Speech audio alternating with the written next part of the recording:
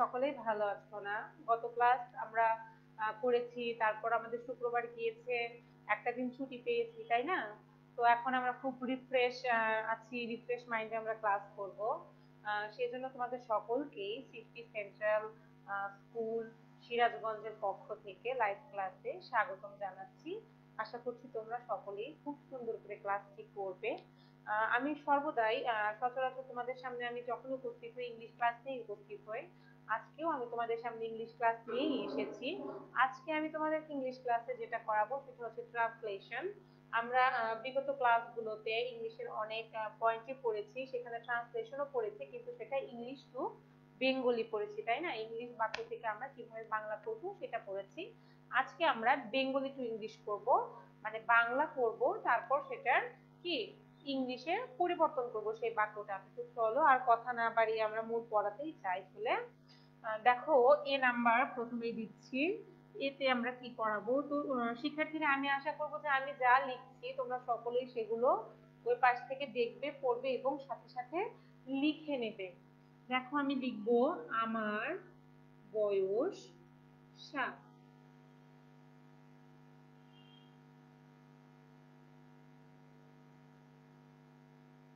আমার বয়স 7, এটাকে আমরা কি করব? এটাকে আমরা ইংরেজিতে রূপান্তর করব। দেখো, প্রথমে আমরা কি দিব? তাহলে আই দিব। I am 7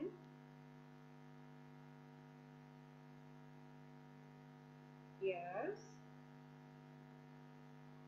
old. I am 7 years old. তারপর দেখো কি আছে, বি নাম্বারে দিব আমরা রিমা টপটি রোদে রাখলো।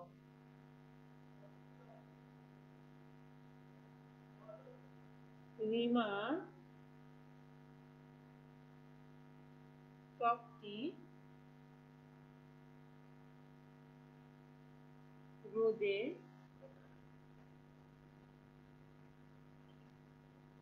রাখলো। কে রাখলো? রিমা রাখলো। তাহলে আমরা এটা কিভাবে ইংরেজিতে রূপান্তর করব? দেখো, Rima puts the tub in the sun. Put অর্থ রাখা, আমরা তো জানি। রিমা, দেখো লিখে নাও শিক্ষার্থীরা, রিমা পুটস, পুটস অর্থ কি? রাখা। তাহলে আমরা এখানে পুটস ব্যবহার করব। রিমা পুটস দ্য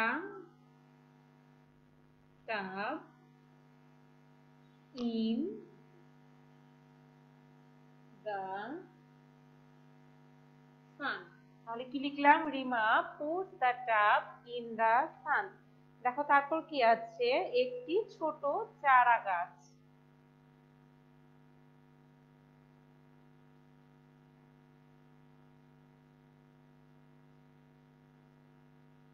একটি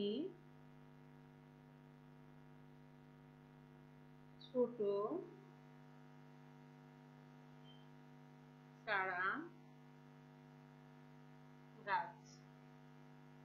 চারা গাছ অর্থ কি শিক্ষার্থীরা? প্লান্ট, তাই না? তাহলে আমরা কি লিখবো? একটি ছোট চারা গাছ। There is a small plant.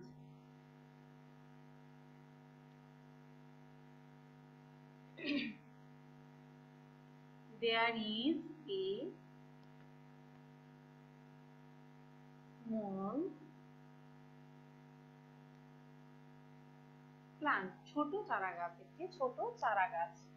দেখো, ডি নাম্বার আমরা লিখছি, রিমা বীজটি একটি টবে রাখলো। রিমা কি রাখলো? রিমা বীজটি একটি টবে রাখলো। রিমা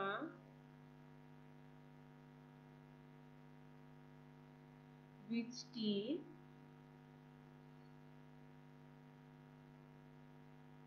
একটি টবে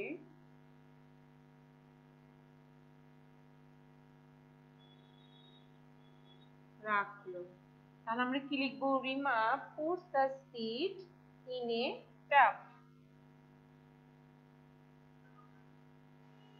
রিমা পুটস দ্য সিড, যেহেতু এখানে আমাদের বীজ আছে আমরা বীজের ইংলিশ লিখবো puts the seed in the, কোথায় রেখেছে, টবে রেখেছে, তাহলে আমরা লিখবো ইন দ্য টব।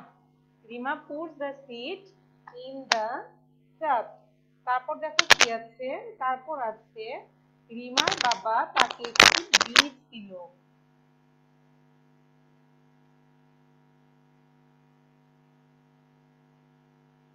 রিমার বাবা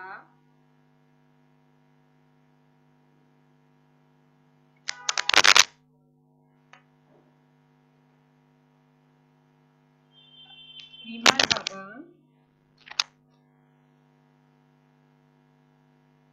তাকে একটি কি দিল, রিমার বাবা তাকে একটি বীজ দিল।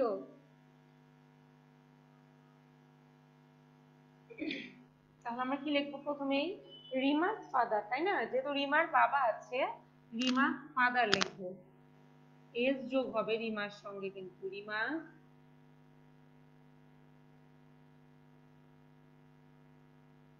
ফাদার gives her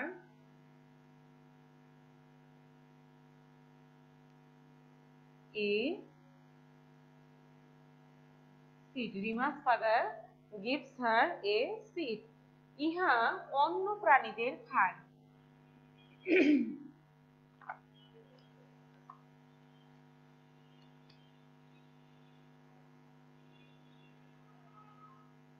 ইহা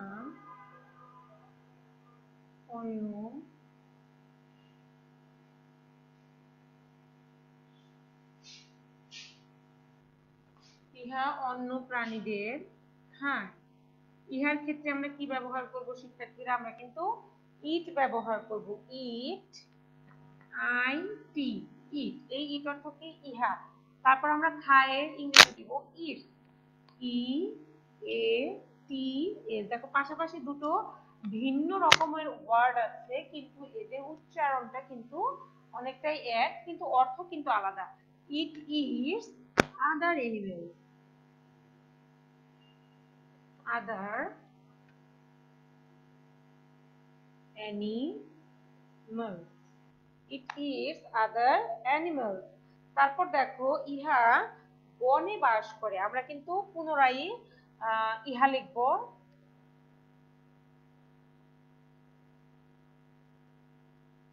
ইহা বনে বাস করে। কোথায় বাস করে ইহা, ইহা বনে বাস করে। ইট লিভস ইন কি, ফরেস্ট, ইট লিভস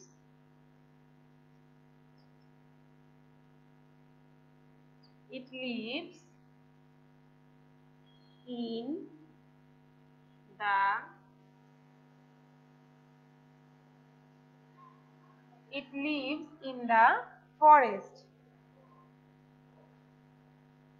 এই হয় একটি বাঘ,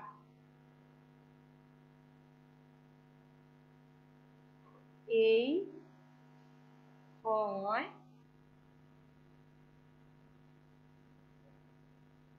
একটি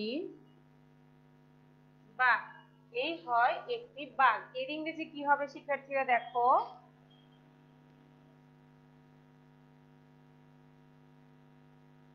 this is a tiger।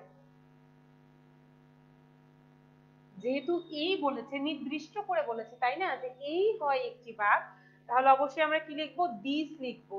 নির্দিষ্ট করে বললেই দিস হবে, দিস ইজ এ টাইগার। তারপর দেখো আমি প্রথমের দিকে দুটো মুছে দিচ্ছি, আশা করছি তোমরা এগুলো লিখে নিয়েছো।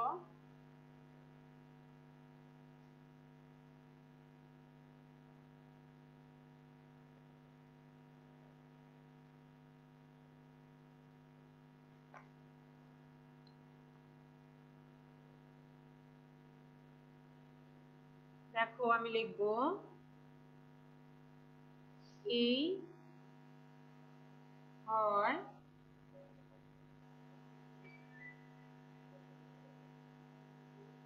একটি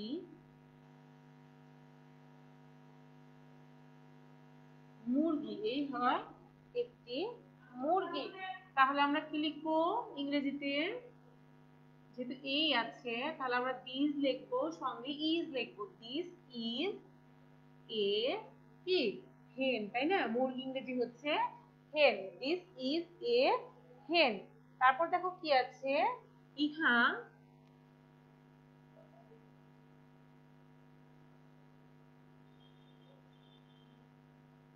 ইহা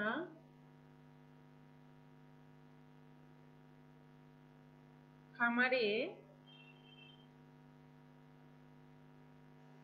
বাস করে। ইহা কোথায় বাস করে?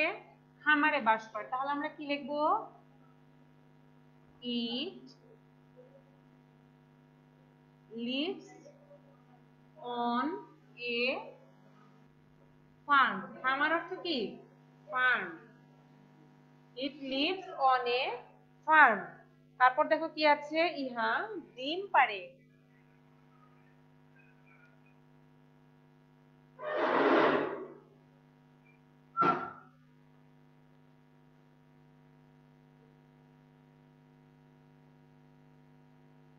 ইহা ডিম পাড়ে। তাহলে কি হবে?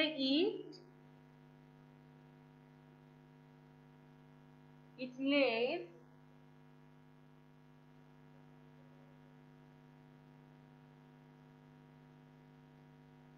eggs. ইট লেস কি হবে? ইট লেস eggs. ইহা ডিম পাড়ে।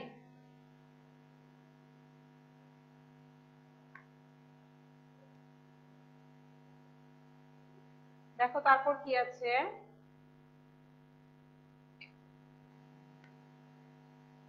ইহা বীজ ও শস্য দানা খায়।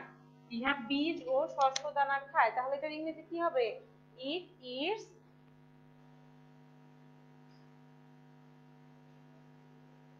ইট ইটস wheat and কি corn, তাই না? বা গ্রেন।